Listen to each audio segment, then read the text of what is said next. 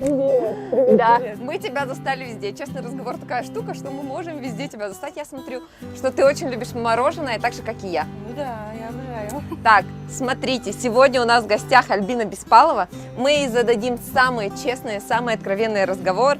Будет, поэтому смотрите, будет интересно. Давай, По мороженке? По мороженке. 56 дальше. Ваше мороженое. Спасибо. На здоровье. Вкусно? Очень вкусно. Так, Торжественно. А работать будем? Давай начнем. Ну, Альбин, еще раз я тебя приветствую. Сегодня отличная погода. Вообще настроение как? Настроение, слушай, уже с утра солнечное, такое же яркое, как этот день. Все круто? Все круто? Да, тем более, если мне еще сегодня машину дали с кондиционером, значит, день вообще удался. День удался, понятно. Я знаю, что вообще Альбина Беспалова, да и все, наверное, наблюдают за тобой в Инстаграме, знают, что ты такая зажигалочка, с отличным настроением. Это всегда так? Ты всегда такая? Нет, абсолютно это не так. Я очень много, наверное, даже грущу. Очень много переживаний. Просто я не вижу смысла при людях показывать это. Зачем? Зачем показывать, что тебе плохо? Поэтому стараюсь всегда улыбаться, всегда довольная всем, как будто бы. И все нормально. То есть можно сказать, что на самом деле Альбина Беспалова более такая глубокая, что ли, более осознанная. Ну, это некая такая маска. Многие же люди, которые, ну, не знаю, на камеру или вообще в жизни, какие-то вообще проблемы, они вот внутри на самом деле, и ты просто о них не говоришь. Ну да, я тоже считаю, что, скорее всего, все счастливые люди в глубине своей души, может быть, не то, что несчастны, да, это уж слишком. Я счастливый человек, просто бывают моменты, что да, хочется погрустить, хочется поныть, как всем другим девчонкам, да, нам же хочется поныть. Вот, и нести это в массы, вот такое плохое настроение, не хочется просто. Как это сформулировать? Не знаю, как. Ладно, проехали, не буду выпендриваться. Ну, это здорово, что всегда, да, человек, будучи вообще выступающий на сцене, он несет только вот какой-то позитив, и люди его вот так воспринимают. И мне кажется, что тебя как раз-таки воспринимают такой «хей-хей-хей, я могу», и там в Инстаграме говорить то по-русски, то по-удмуртски, могу много смеяться и смеяться над своими шутками, просто, я не знаю, угорать. И это видно, что это от души, но вот тебя прет прямо, и там, я не знаю, вообще твои подписчики как реагируют, ну вот на такие твои там, извиняюсь, поржать и так далее. Ну, слушай, Люда, это же как раз-таки мое поведение в Инстаграме возникло не потому, что я так захотела, да? Оно все возникло уже как раз благодаря подписчикам, которые на это хорошо начали реагировать, и как будто бы появился на это спрос. То есть чем ты проще, тем больше, наверное, к тебе тянутся, я думаю. Вот получается, что ты это как раз, ну, про ту настоящую искренность и про реальность, и ты не боишься себя показать, ну, не то чтобы в плохом, а вот в реальном, в каком-то, ну вот, то есть ты такая, какая ты есть на самом деле. Да, да, абсолютно. Я не вижу ничего в этом постыдного. Даже когда вот я думаю, например, есть актеры Comedy Club, да, вот они же прикалываются, и мы смотрим как зрители, например, да, нас же это вдохновляет, это же прикольно. И вот я с такой же точки зрения рассуждаю, что когда я что-то прикалываюсь, люди-то смотрят нас вот как раз как зрители и воспринимают это нормально. И поэтому нет, я этого не стесняюсь абсолютно. Ну, это здорово, потому что все, что настоящее, оно воспринимается как раз-таки, ну, больше, что ли, как-то вот эта искренность, она принимается, да. особенно зрителям. Согласна. Зрителя не обманешь, они всегда видят, где фальшь, где ты обманываешь, где ты лжешь, привираешь, преувеличиваешь. Да всегда это заметно. Меня лично, например, бесят такие блогеры, которые там, ой, такие, ой, улипотить. Ну зачем? Ну, короче, это не про тебя. Это нет, абсолютно нет. Ну что, я уже поняла, и вот эту твою откровенность, что ли, какую-то, которую ты показываешь и на ну, на публике, в Инстаграме, да, всегда ты такая честная. Ну вот ты говоришь о том, что всегда ты показываешь, ну, по большей части ты открыта, честна, и вот ты уже сказала о том, что ты бываешь очень такой веселый, показываешь и несешь какой-то, не знаю, позитив. Но с другой стороны, опять есть обратная сторона, и ты упомянула о том, что больше-то я как все люди, плачу, да, переживаю. Ну, это не больше, конечно, нет. Я, слушай, показываю ведь это в Инстаграме тоже. Я выкладываю и свои слезы, я выкладываю и свои переживания, и какие-то прям вот что мне не нравится, я могу прям обсудить это серьезно, спросить мнение у своих подписчиков. То есть я бываю разная. Так что нельзя сказать, что я только веселая. Вот смотри, так как мы уже задели Инстаграм, для чего тебе нужен Инстаграм? Тебя, в принципе, в Инстаграме много. Ты показываешь свою жизнь, делишься какими-то личными, может быть, даже вещами. Для чего тебе Инстаграм? Ну, слушай, я когда снимаю эти истории, да, я очень люблю их потом пересматривать, когда это все уходит в архив. Это как некий личный дневник, возможно. То есть я записала что-то, а потом через какое-то время это пересматриваешь и думаешь, блин, ну, типа это было, что ли? Даже иногда бывает, что забываешь, о чем говорил, о чем рассуждала там в своих сториках. Ну, нет, я даже, наверное, не про это. А приносит ли вот Инстаграм, ты зарабатываешь на нем? Рекламу какую-то делаешь? Ну, у меня не так много же подписчиков. По бартеру вот у меня было несколько таких реклам. Это что? Ну, бартер это, то есть мне услугу, я их рекламирую. На что? На продукты, на что был? На брови, например, я ходила так однажды. То есть ты сделала рекламку и сходила на бровки? Да. И еще вот совсем недавно, вот как раз у меня на руке. Что, сейчас опять реклама началась? Нет, не реклама. Сейчас реклама была. Не знаю. Вот, в общем, я как раз о них думала, сидела, да, это браслетики из натуральных камней. Ну, наверное, из натуральных. Вот, я прямо реально о них думала, и мысли материализуются. Мне пишет как раз девчонка, мол, вы бы не хотели браслетики? Я говорю, так да. Я просто сижу сейчас о них думаю. Серьезно. Ну, и как прошло это? Ну, сказала, что были заказы, как бы. То есть, получается, это тоже метод бартер. Ты сделала рекламку, и тебе в Ну подарок. да. То есть я же не блогер. Я не занимаюсь этим как бы сильно профессионально, так скажем, да. И я не знаю еще, какая у меня публика по сути. Поэтому я сразу говорю, я не могу там гарантировать результат того, что у вас там купят, что будет больше продаж. Конечно, я не могу это гарантировать. А ты сама бы хотела вообще делать рекламу? Ну, есть такое в планах-то? Кто не хотел бы вообще этим заниматься? Не знаю. Ну нет, конечно, интересен такой заработок. Почему бы и нет? То есть ты свое удовольствие вкладываешь вот эти истории, и плюс еще и это приносит тебе там дополнительный доход, элементарно на шоколадки какие-нибудь. Ну, в моем случае там на колбасу.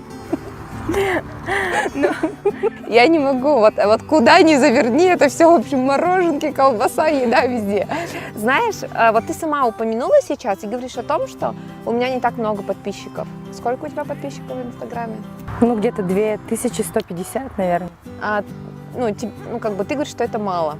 То есть аудитория пока твоя, она не такая большая? Это же все относительно. Относительно большого блогера, конечно, это прям мало. Относительно там какой-нибудь моей подруги, например, да, у них 150 человек, у меня на 2000 больше.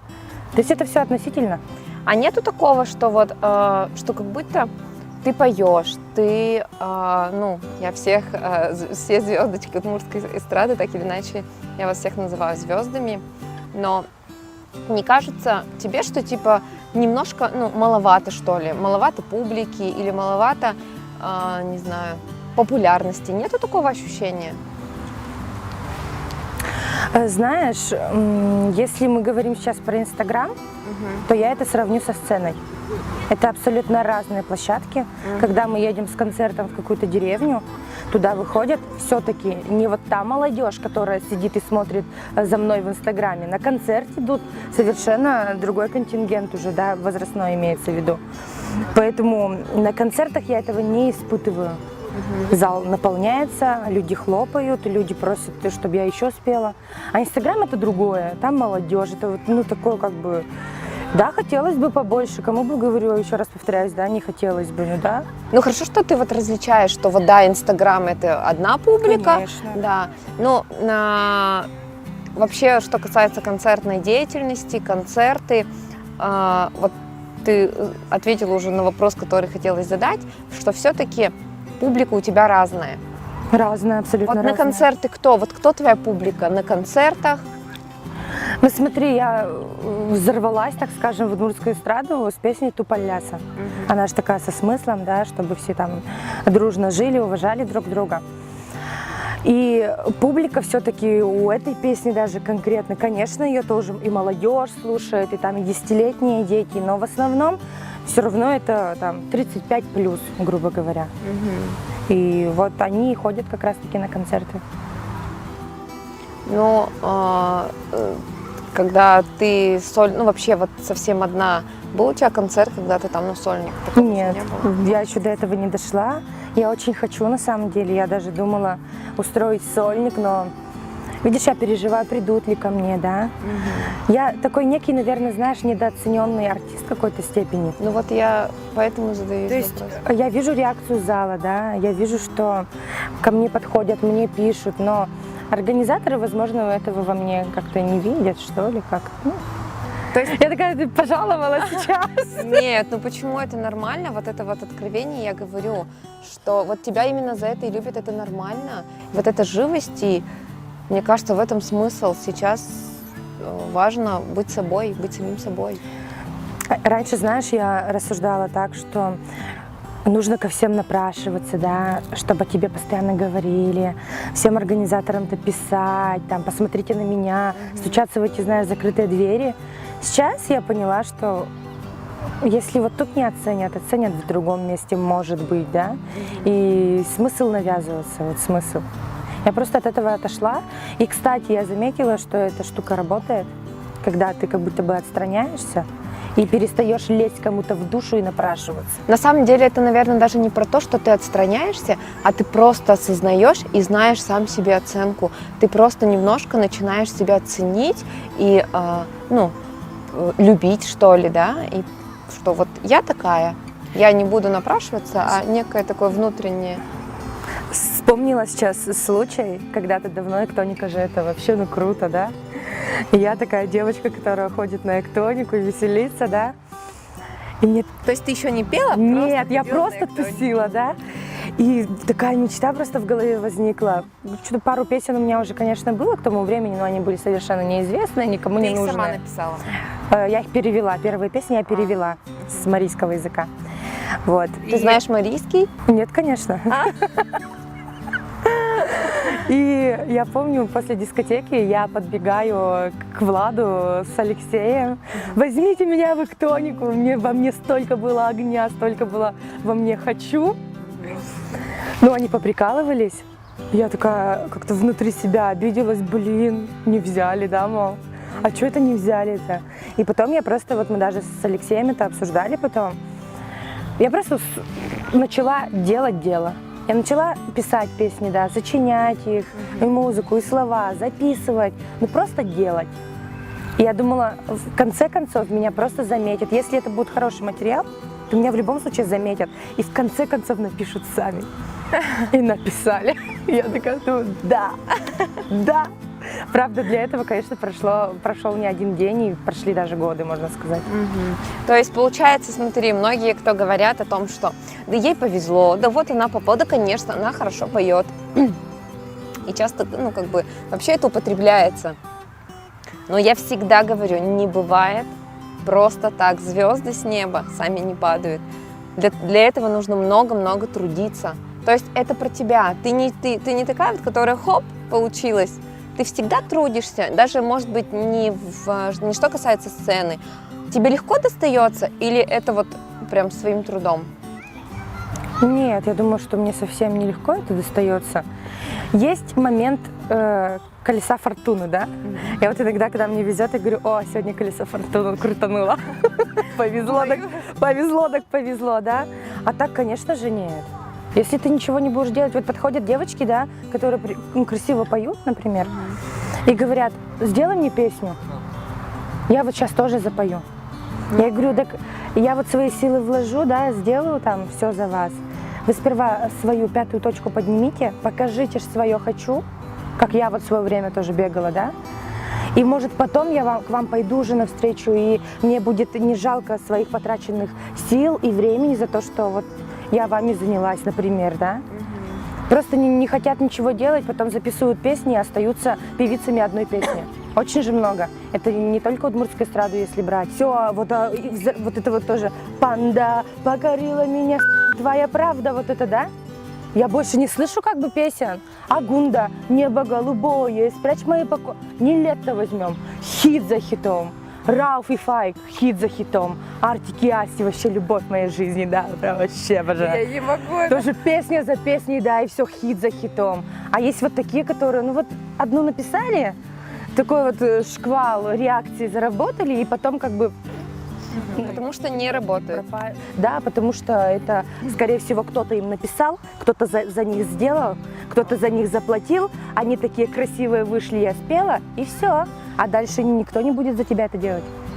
Кто тебе записал твою первую песню? Записал мне Эркишев. Я перевела ее с марийского языка, и, короче, мне сказали 6 тысяч, а я студентка. И у меня нет этих денег. Я подхожу к маме и говорю, слушай, мам, как бы это там, я песни петь решила, ну с таким. Ну и что? Ну, а, конечно же, она меня не верила, как бы ей было, не то, что не верила, она, может, и верила, но как-то ей было параллельно, так скажем. Я говорю, ну вот, надо 6 тысяч вроде. О, ничего себе, давай пальто тебе новое купим, говорит. Какая песня? Давай пальто новое. Да, я такая, ага, понятно, нет, говорю, мам, я в старом похожу. В общем, она мне не дала этих денег. И как-то вот в тот момент я крутанула колесо фортуны, и нашлись люди, которые безвозмездно мне дали эти деньги. Коллектив бывший, в который я ходила, Марджан, Завьяловский район, да. Там еще сколько-то человек, сумма просто набралась. Ты попросила помочь? Да, прямо откровенным текстом. Нашла спонсоров. Ну, нет, это на самом деле это очень классно. Попробуй сейчас найди спонсоров. Конечно, они есть, но их нужно найти. Ну, слушай, это было 1 тысячу дал, другой там 2,5 дал, и как бы вот так как-то 6 тысяч набралось. Но ты же понимаешь, что ты в этом плане, что ты большая молодец, что ты такая «хочу». Вот. Это очень работает. Я да? лежала в общежитии в сельхозке, да? Ты в сельхозке училась? Да, первое образование у меня сельхозовское, бухгалтер. Я лежу такая, плюю в потолок, а у меня одногруппница, с кем мы жили, она Марийка. И она сидит и слушает марийские песни, эстраду марийскую. Я такая, значит, слушаю, а что, говорю, о чем поется-то вроде? Так вот, о том вроде она мне говорит. Ну, что, говорю, переведите на русский, да?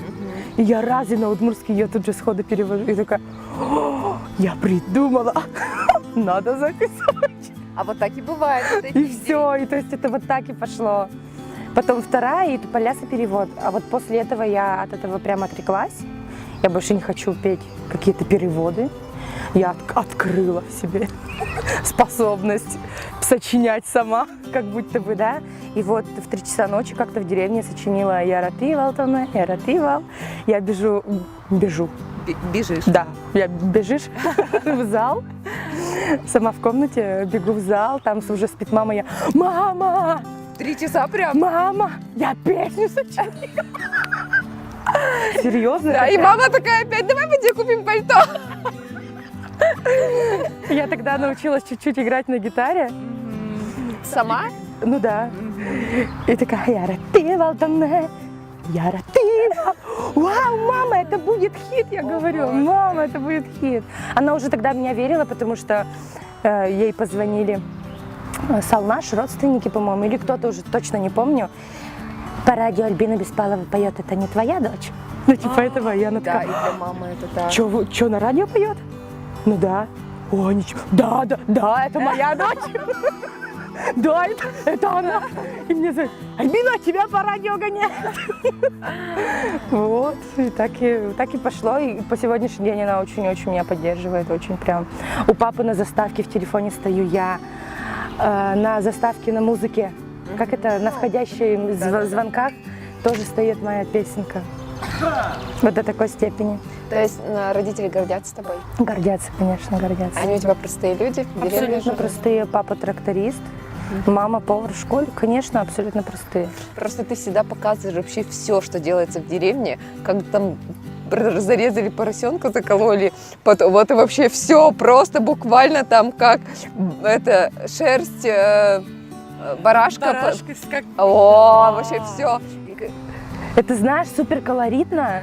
Это не просто колоритно, ну вообще-то вся Удмуртия, многие, кто наши, да, они Занимаются этим. Да? занимаются и в деревне, и те, кто из деревни, им это все очень понятно, доступно, и понятно, что городские люди, что вообще там происходит? Самый прикол, я еще чуть-чуть недавно завела страницу в ТикТок, ну там совсем чуть-чуть у меня видео и подписчиков почти нет. Так знаешь, какое видео набрало самое большое количество просмотров? Вот угадай. Про барашка? Про свинью. Серьезно. Вот. Ну вот, это вот к чему? Это же реальность, ты просто ее показала. Ну да. То есть я как ничего бы не надо, придумывала, я ничего сценарий не писала никакой, вот как есть, так и есть. Это интересно людям. Потому что людям интересно то, что они как бы тоже делают, но не придают, видимо, этому какого-то значения. Сделали, покопали там картошку и как бы, и покопали, да. А тут, когда со стороны тебе это показывают, у них как бы, ну и у меня, как у зрителя, я же тоже смотрю других блогеров, возникает, ну, такой как бы, такой момент, что, блин, так-то со стороны это неплохо и смотрится, я же тоже как бы это делаю, да. Вот. Вот смотри, ты по первому образованию экономист-бухгалтер, да? Просто бухгалтер. Бухгалтер. А второе? Филолог. Ну, Ты филолог. Я знаю, что ты работаешь в библиотеке. Что филолог делает в библиотеке? Интересно ли работать в библиотеке? Место творчеству есть? Место творчества, в принципе, есть, потому что я работаю с детьми. Вот это мне, в принципе, нравится. Я готовлю сценарии там, к какому-то празднику, мероприятию, ко дню. И, ну да, там уже я же сама сочиняю этот сценарий. То есть, получается, если бы была молодежь и движ такой на работе, все было бы классно. Может быть, да. Почему нет молодежи? Мне кажется, у нас вот одна такая библиотека осталась, в которой только я вот единственная молодежь. Ну, После меня это не самый молодой 50 лет. не с зарплатой связано? Зарплата тоже небольшая, я об этом тоже откровенно, конечно, говорю, но нет, не с зарплатой связано. Ну, предлагаю поменять место дислокации, наши прогуляться еще немножко и доехать до тебя, посмотреть, как ты живешь. Давай, я тебя еще прокачу сейчас на машинке. О, классно, погоняем. Альбина, какие песни поешь за рулем? Пою всякие песни, я прям меломан, большой меломан, начиная от «Золотого кольца», там, заканчивая «Петлюрой», абсолютно. Любимая группа Артик и Асти, очень обожаю, почему-то так сложилось, хит за хитом, и песни такие, как для меня написанные, я бы, например, сама их с удовольствием пела. Исполнила, да? Да, Макс Корж очень нравится. Вот, кто еще мне нравится? Я очень люблю слушать наших удмуртских артистов. Все песни я всегда с большим удовольствием слушаю и радуюсь за наших удмуртов, так скажем. Вот. Давай что-нибудь такое из того, что вот по настроению сейчас. Вот я хочу найти песню. Слушай, мне очень нравится песня «Стоять, ну красный, куда, Альбина, едешь?» Так, Альбина Беспалова не ездит на красный свет, поэтому мы стоим Ездит. тут. Бывает. Такое тоже бывает? Я приезжаю в красный свет и потом думаю, так, камеры вроде не было. Значит, нормально. Давай, споем давай. песню у наших же друзей. Ваня Котельников, Алена Тимирхан. Давай. Я только буду это слушать. Где-то светофор нет. Вот там. Прямо. Это другой. Да? А вот наверху. Наш это. Знаешь, да, песню эту? Да, 2, 1. Старт. Зеленые, поехали. Прокати тебя быстро. Да, ты главное пой, не только какие.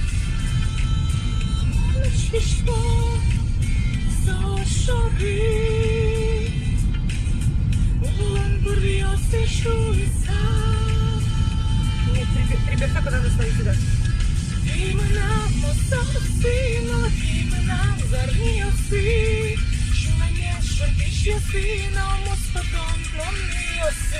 Ти нам сина, ти нам зерні оси, шумешем ти ще сином спотай. А ну песни. У Аленки очень высокий голос, под нее тяжело подпевать. Называется «Попробуй дотяни». Да, это попробуй дотяни, у нее прямо очень высокий, красивый, невозможно голос. Я вот так не умею петь, таким тонким голосочком. Не получается, голос срывается, хрипит, шипит, петушков пускаю. Альбина, я хотела спросить у тебя, знаешь, про то, что ты сказала, первая песня была записана у кого? У Эркишева, у Анатолия Эркишева.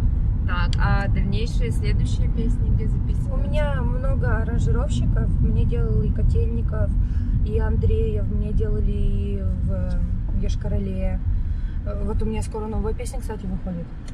Мне то сделал есть всё-таки казанский парнишка. Мгм. Так что нет, много кто делал. Есть кто в Пурге, я не помню его фамилию. Ну, через Ганькова вот у нас есть дуэтная песня. Мгм. И стараюсь менять все-таки аранжировщиков, чтобы каждая песня звучала По-новому. по-своему, по-новому красиво, да. То есть нету такого, что вот мне очень нравится, как исполняет, скажем, вообще аранжировщик тот или иной там прям или кто тебе понравился больше всех, кто сделал тебе прям хорошо, есть такое? Нет, такого нет. Знаешь почему? Есть, например, лирическая песня, да, есть какая-то дискотечная, есть такая тепертонская. Мгм. У них у всех специфика разная, абсолютно разные инструменты. Кто-то хорошо играет на гармошке, да, и у него получаются такие песни. Кто-то очень круто играет на фортепиано, например, Эркишев, да, и вот Яраты Валтонова вот он мне делал. У него прямо вот игра на фортепиано просто отменная. Поэтому эти аранжировки, они звучат.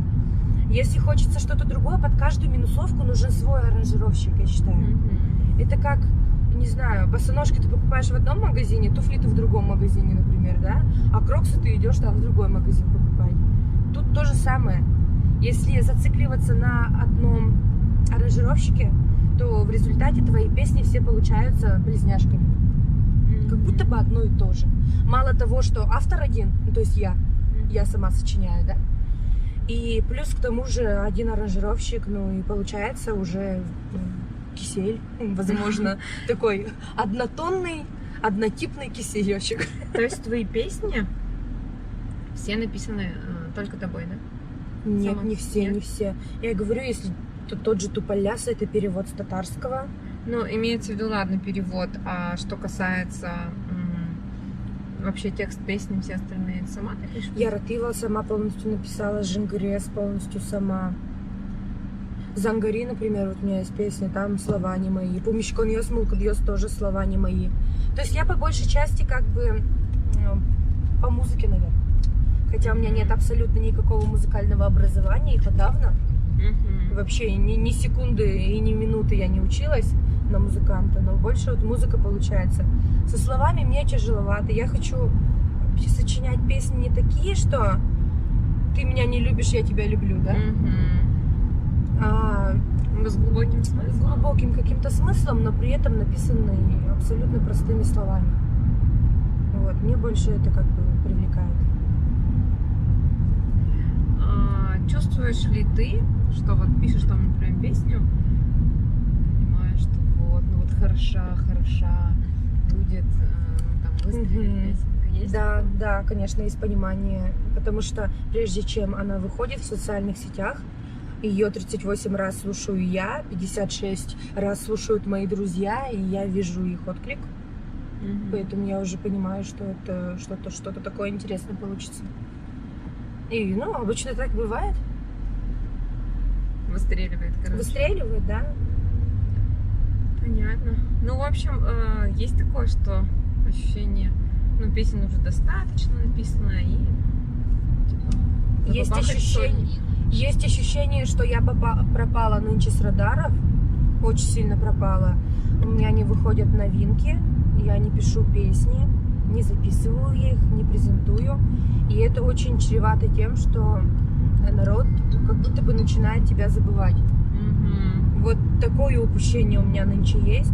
Но говорю, что вот исправляя ситуацию, и буквально на днях, я думаю, в течение недели-двух выйдет моя новая песня. Там и музыка, и слова будут мои. Она будет такая татарско-восточная, без гармошки. Я захотела вот эту песню делать без удмуртских инструментов, так скажем.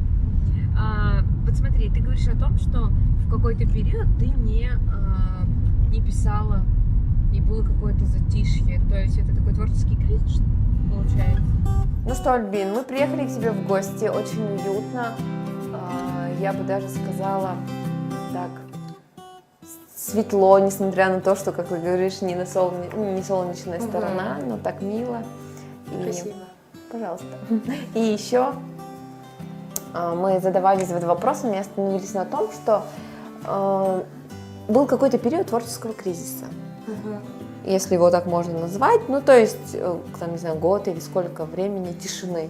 Нет, не год, сколько? Нет, наверное, год, да. С чем это связано? Нет каких-то идей или не хочется творить? Что вот это такое? С чем же это связано? Смотри, есть идеи, есть даже песни, которые просто нужно взять и делать.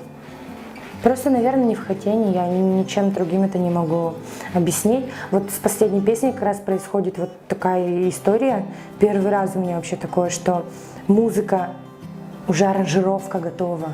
Мне уже ее отправили в декабре, в начале декабря, ну в середине где-то. Вот это сейчас та песня, да, которая... представляю, и я не могу сочинить слова. Буквально вот неделю назад, по-моему, я сочинила. И то как бы очень сырой такой материал. Это первый раз, просто вдохновения нету или... Даже я не знаю, как ответить на этот вопрос. Вот просто лень, видимо, тупая лень. Вот, как-то так. А есть понимание, ощущение того, что вообще-то, когда вот ты вот этот период времени что-то не делаешь, что там могут там про меня забыть или что-то такое, нету такого? Да, есть такое внутреннее все равно понимание, что если хочешь быть на плаву, так скажем, то у тебя репертуар должен обновляться, что-то должно происходить, твое имя должно мелькать. Когда этого не происходит, то люди как будто бы забывают про тебя, что ли. Ну, есть такое ощущение. То есть это опять про то, что, собственно говоря, мы всегда должны трудиться, да? Да. Чтобы быть. И еще раз упомянуть и сказать, хотите успеха, трудитесь, работайте, и тогда будет результат. Да, поднимите свою пятую точку, называется, я это и себе как бы говорю сейчас в том числе, да, и действуйте, действовать, обязательно что-нибудь да получится. А ты сама вообще по себе человек, который вот там без музыкального образования, филолог, бухгалтер, да? Ну вот появилась эта жилка, что было там, я не знаю. Получается, что надо набраться смелости, во-первых, чтобы вот так вот о себе заявить. Во-вторых, если нет музыкального образования, и все это, что ты там в детстве хорошо пела, или говорили тебе, что Альбина, ставили на стульчик, говорили, как красиво доченька наша поет. Откуда вот это вот появилось? Ну, петь-то да, пела, конечно же, с детства. Потом я ушла в спорт. 3 года бегала за наш район на республике, выступала, да. Чуть-чуть. В смысле бегала? Легкая атлетика? Нет, лыжи. Лыжи чуть-чуть там, как будто бы какого-то успеха добилась, но не конкретного, конечно же. Вот. Потом я снова ушла петь, а потом как-то вот сердечные дела начались. Ну, ты поняла, да, я о чем? И вот это все в сторонку ушло. Так получилось, когда мы расставались, была такая фраза от него, мол, вот ты поешь, но ты такая ленивая попа, грубо говоря. Вот опять можно такие слова говорить? Нет? Да, можно говорить. И что, неужто ты ни на что не способна в этой жизни, неужто ты не сможешь развить в себе вот это? И на фоне и расставания, вот этой боли, и депрессии, может быть, да, у меня такая в голове мысль родилась, что «а ты не прав, вот я пойду и докажу тебе». Вот как будто бы так. И песня «Ты Валтоне», она вот как раз-таки, мое первое сочинение родилось благодаря вот этому случаю. И оно очень... Песня мне дорога, потому что написана именно вот на искренних эмоциях, на настоящих эмоциях. когда в студии записывались, я ее прям пела через слезы. Ну вот, да, такая история была. А потом как-то по накатанной, иконовидение, все пошло. То есть это, получается, это вот было начало пути, получается? Ну да, можно сказать, да. Не можно сказать, а да. Ты говоришь, это вот, а ты сама можешь там себя отнести к тому, что вот там я ленивая, или я там не могу, там, не знаю, попу оторвать, как говорится, подняться? Я очень ленивый человек, Люд, Ну, вообще. знаешь, ленивость, это, знаешь, для одного быть ленивым, там, не знаю, спать там до 12, Да, поэтому это я я. ленивая. Но зато он встал в 12, проработал до 12 ночи и выполнил все. Что это значит ленивая? Это просто, ну, подстраиваешься, вот такой у тебя режим, ты другая. Это про сон или про что это? Что значит ленивая? Ну смотри, вот я ненавижу мыть посуду, например. Грешу. Могу довести эту посуду до такой степени, когда уже ни одной тарелки нет просто в шкафу чисто. И ты такая, Ладно, придется, ладно, так и быть, надо мыть, да. Еще я не люблю заправлять за собой кровать. То есть это вот такие дела, которые не по мне. Я люблю готовить. Мне кажется, я вкусно готовлю, но мне, по крайней мере, так говорят. Вот готовить это мое. Но мыть это все, это прям вообще не про меня. Вот как это. Ну, распределение обязанностей и дальше там в семье. Мне кажется, в этом вообще нет ничего такого страшного. У каждого есть свои это. Хочу, не Кто-то хочу. Просто знаешь, как к этому обращается относятся? Да, то есть могут, например, прийти ко мне в гости, ну так резко, случайно позвонить там в домофон, как будто бы и зайти. А у меня посуда вот как бы там целый умывальник этой Но посуды. если это звонят какие-то люди, значит, это очень близкие, которые тебя знают уже, и ну и бог с ним с этим. Ну да, они, конечно, с этим как бы мирятся, у них нет выбора, я им не предоставляю выбор. Но все равно у тех людей всегда чисто, а у меня посуда в раковине вечно. Вот. Это есть. Я говорю, если когда-то я буду расширяться, переезжать куда-то или что-то, то первое, что заедет в мой дом, это будет не кошак, это будет посудомоечная машина. Мне кажется, многие мечтают о посудомоечной. Тоже мечтаешь?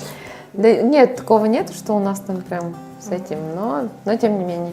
Вот мы вообще, да, вообще все девочки всегда там стараются за собой следить, быть в форме, да, так или иначе. Не могу не задаться этим вопросом, потому что я помню, у тебя был период, когда ты прямо такая вот, боже, совсем аккуратненькая была. В какой форме тебе комфортно? Здесь не про то, что там надо быть 90-60-90, это не про... А про то, как тебе хорошо, какой ты себя ощущаешь. Хочешь ли ты быть или не хочешь, или да, хотелось бы, но вот там. Вот в какой форме тебе комфортно? Мне комфортно в той форме, в которой я счастлива. Вот. Это вот о том, что дело, наверное, не в килограммах, дело в окружающих тебя людях, которые к тебе действительно искренне относятся. Они же не выбирают меня по фигуре. Вот сегодня она худенькая, я буду дружить, а вот завтра она вот такая жирная стала, и я вот не буду с ней общаться, да. Это вот просто зона комфорта благодаря тем людям, которые есть вокруг меня. Меня этим не упрекают, меня этим не задевают. Я не комплексую по поводу своего лишнего веса, я это все прекрасно знаю, но периодически, да, я сижу там на правильном питании, сейчас, например, хожу я в тренажерный зал. Да? Да, я потом просто не рассказываю, не всегда, потому что, знаешь, потом скажет, ходит в тренажерку, все такая же жирная. Поэтому я об этом не говорю вслух. Типа это, да? Ну, что результат не виден сразу. А результат-то иногда виден, просто потом быстро обратно возвращается. Вкусняхи. И вообще я считаю, что если бы я комплексовала супер сильно, я бы не была на сцене. Я бы сейчас тебе это интервью тоже не давала, бы сказала, Люд, подожди, я еще не похудела, да, давай в следующий раз там. Но я понимаю, что все-таки вот зона твоего комфорта, и это то, когда ну, там, близкие тебя, как ты говоришь, не упрекают, не говорят и никогда там не ссылаются на это. И, ну, как бы это привычное такое состояние. Это вообще здорово. А смысл за внешность человеку что-то говорить вообще? Ну, знаешь, само собой разумеется, что все медийные люди и люди, выступающие на сцене, они, понятно, ну, ты там в кадре должен там выглядеть как-то. Конечно, мы за этим в целом нельзя сказать, что да, Ну, хотелось бы, да, конечно. Да, типа хотелось бы. Говорить, что нет, я вот такая красотка, да. Конечно, я об этом не скажу. Нет предела совершенства. Хотелось бы очень, да, выглядеть Ну, прям. нет, давай начнем с того, что да, ты очень красивая девушка, там, у тебя очень красивые черты лица, и вообще ты... Я уже шанишка такая. Пирожок. Нет, все на самом деле. Это, ну, как говорит мой оператор, что красота, она вот со стороны, поэтому вообще с этим все отлично. И сегодня, находясь у тебя дома и зная, что там тоже кто-то есть, хочется спросить, все-таки задаться вопросом, что, ну, есть молодой человек, с которым уже там не 1 год, я понимаю. Есть человек сердца. Да, есть человек. В моем сердце много лет уже, да. Ну, это что? Это как бы понимание уже того, что все, в общем, мы ее это поймали. Это все как бы... О чем не хотят говорить Беспалова. Нет, имеется в виду, что вы там много лет вместе. Переходит ли, планируете, не знаю, там свадьбы, дети? Понятно, что у девушек это не спрашивается, потому что, мол, там парни делают он предложение или нет. И, ну, вы планируете, что это семья, там дети. Не хочется еще? Очень хочу. Да? Это моя заветная мечта. Я хочу ребенка, я хочу быть обычным человеком, обычной девушкой, женщиной, с семьей, с бытом. То есть ничего сверхъестественного. Да, я хочу замуж, я хочу быть в белом платье. У меня мечты абсолютно, ну вообще вот прям максимально простые. Да, я хочу девочку очень. Но что-то мне подсказывает, что будет сынишка. Ну, ты прямо об этом уже так говоришь, будет сынишка, как будто ты уже все ждешь. Нет, нет.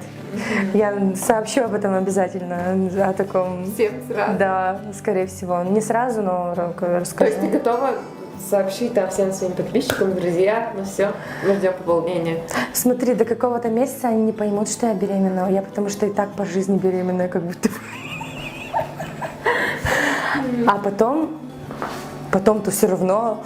Будет видно. Да, и уже, естественно, да. Ну, это очень такие естественные мечты, очень естественные, там, адекватные. И твои родители наверняка уже тоже, да, ждут и хотят. Очень. Видишь, я редко, наверное, об этом рассказываю. У меня же был старший брат. Да, был сегодня. Он нынче вот в августе будет 10 лет, как его не стало. Он был 88-го года рождения. То есть мои родители-то не я первенец, а мой брат старший. Конечно, у них уже давно были бы внуки. Они бы этим довольствовались. Получается, теперь старшая я. У меня еще сестренка есть, да, в культпросвете учится. И, конечно, они хотят.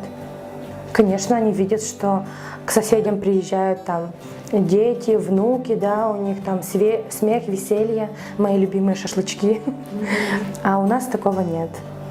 То есть я приезжаю домой, и тишина. В плане детского смеха.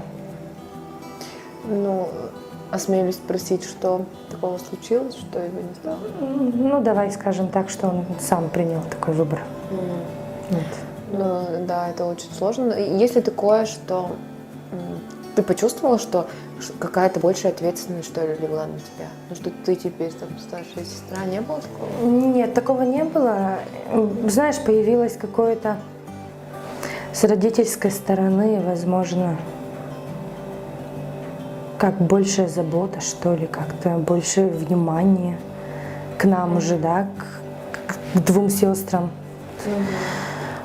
Как будто бы вот у них, как это вот правильно сказать-то даже, они как будто бы не додали, не успели. И сейчас хотят это? Да, и сейчас это, да, картина поменялась, конечно. Поведение родителей, поведение нас, конечно, тоже. Это все оценили, заценили, элементарно заценили вообще, что мы есть друг у друга. и что никогда не знаешь, я заплачу, никогда не знаешь, когда последний раз просто скажешь пока. Ну, все. Никогда не знаешь, когда последний раз попрощаешься с человеком, когда последний раз скажешь привет, скажешь пока, когда последний раз его обнимешь, скажешь, что любишь его. Да, это, конечно, опущение и упущение, вернее. Мы все живем ведь как будто бы еще получится, еще будет, да, у нас еще уйма времени, да, для чего-то. А потом оказывается, что ты просто не успел элементарно признаться близкому человеку, что любишь его, например, да. Элементарно у вас не остается совместных фотографий, к примеру, да, особо, да. Ты хочешь как бы посмотреть, а вот уже как-то и нет. Я сейчас приезжаю, когда в деревню к родителям, я всегда снимаю на видео, снимаю фотографии, делаю родителей своих. Когда они вдвоем, то я говорю: Ирина, да, сестра у меня, Ирина, сфоткай меня с папой, Ирина, сфоткай меня с мамой, там, давайте мы все вместе сфоткаемся. Потому что был опыт. Ну, это даже, наверное, это не просто опыт, нужно, ну, это, наверное, приходит осознание того, что Ну вот нужно осознание ценить пришло, время, наверное. да, ценить каждый момент, да, в жизни и понимание. Ну, Пока что-то не происходит, мы этого не ценим почему-то. Ну так вот случается, очень же многие, говорю, живут одним днем просто. да, согласна. Вот у тебя есть младшая сестра, тоже там в сторис где-то проглядывается, такая замечательная девушка.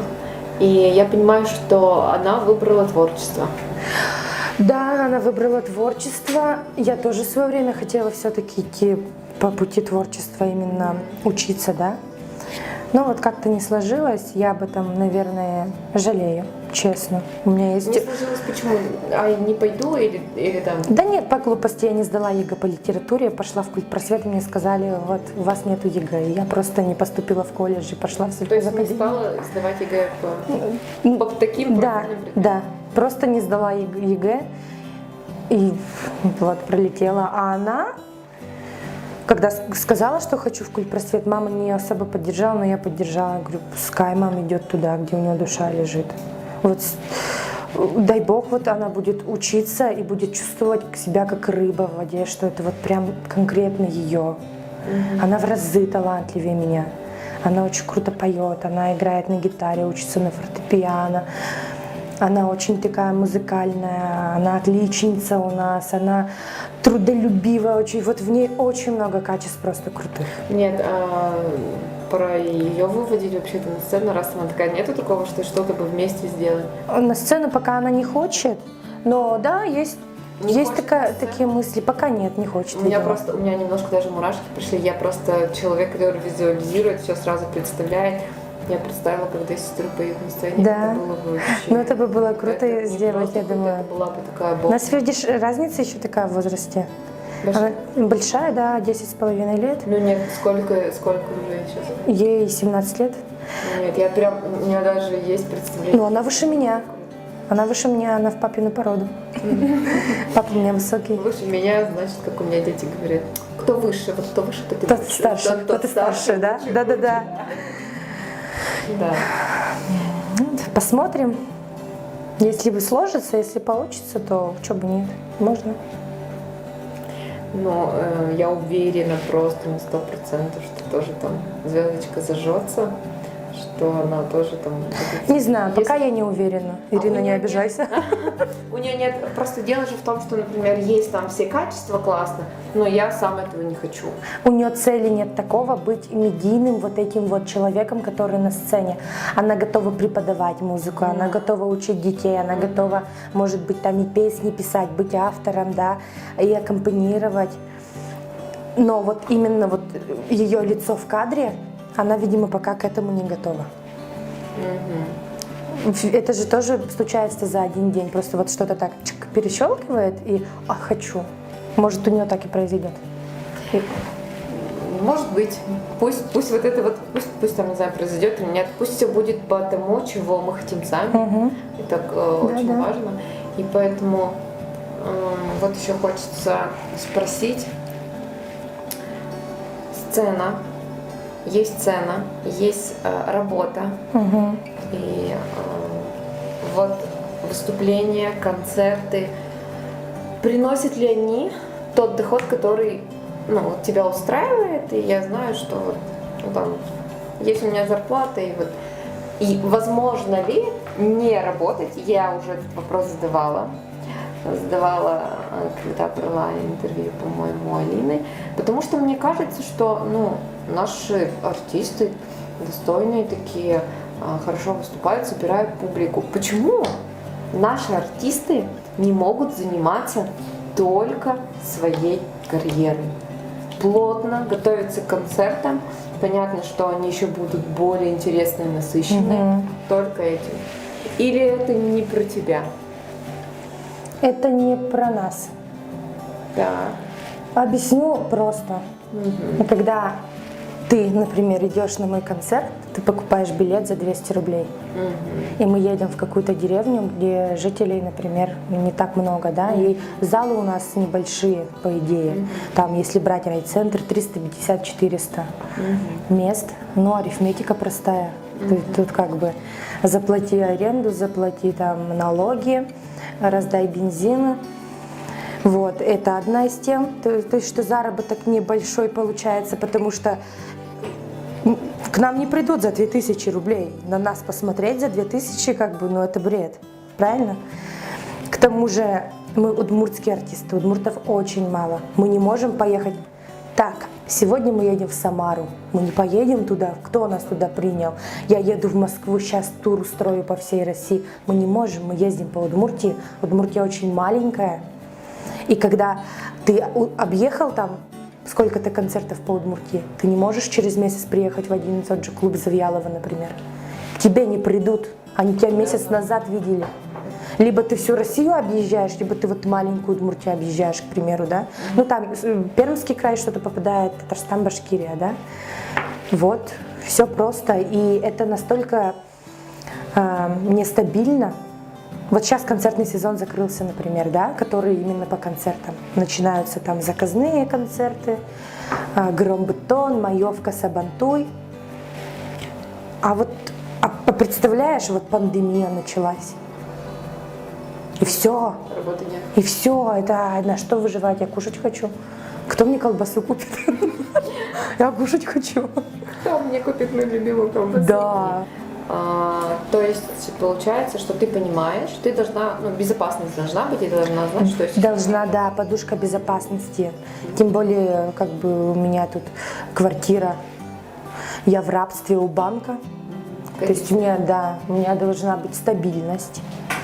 И уже потом хобби, которое приносит мне денежку. Это же круто. Ты такая красивая, с красивыми песенками, браво, бес, еще цветы подарят, например, да.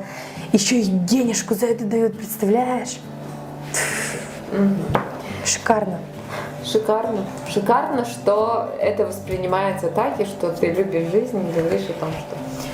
И можно сказать, наверное, в заключение, эктоника. Что такое для тебя эктоника? Потому что впереди что у нас? Фестиваль. Выступаешь на фестивале? Да, вроде. Эктоника, да. Очень мечтала попасть. Вот. В прошлом году была и позапрошлом году выступала. Очень мечтала. У нас нет больше такой площадки, чтобы перед таким количеством людей мы выступали, вот именно удмуртская эстрада. Еще и выступать на одной сцене, где стоял там Бурито, да, Звонкий, нынче вообще Максим, я там взорвусь, наверное, отчасти. Поэтому, да, эктоника это какой-то... это что? Это для тебя платформа, где ты можешь... Да, это как и реклама тебя, платформа, которая номер один, возможно, даже, я бы сказала, по мне так. То, что такое количество людей и столько русских, например, не только русских, но и других национальностей, имею в виду не удмуртов, которые тоже вольно или невольно становятся свидетелями твоего удмуртского выступления. Это ж классно. Да, классно, и я надеюсь, что концерт, я не надеюсь, я точно знаю, что все будет очень интересно. Ну, то есть, ребята, если кто-нибудь такие поддерживают тебя, там, ты выступаешь на дискотеках тоже, да, поешь? Да, иногда. Хотелось бы почаще, конечно. Кому не хочется почаще, да? На заметку. Да, я просто знаю, что меня много где ждут. Я была там буквально на пальцах, можно посчитать, где я была. И где я не была, что не влезет там на пальцах, то есть не посчитаешь. И я знаю, что меня ждут, и хотелось бы, да. Ну что, Кому не хочется лучшей жизни и приключений? Приключения и... Просто если я скажу, что нет, я не хочу, я слукавлю. Зачем? Ну вот самое главное в том, что мы сегодня делаем, в нашем интервью, я считаю, что вот это твоя честность, твоя искренность, и она видна издалека. И я хочу, чтобы ее увидели и другие люди, и поняли, что ты хороший человек, что там прекрасный друг, искренний и очень интересный, многогранный. И поэтому я, Альбина, благодарю тебя за сегодняшнюю встречу. Мне было очень интересно с тобой общаться. Ты мне понятна, ты мне интересна. И более того, я вижу, что вот дальше будет что-то еще интересное. Желаю тебе в твоем творчестве, пусть будут новые песни, пусть вы будете зажигалочкой, можно выйти там на сцену, может, в каких-то там, не знаю, новых образах и так далее. Я думаю, что публика тебя любит с такой улыбкой, с позитивом. Всю жизнь. Спасибо большое. Спасибо большое, Люд. Все. Всем пока-пока. Пока-пока. Подписывайтесь на канал, ставьте лайки. Пока.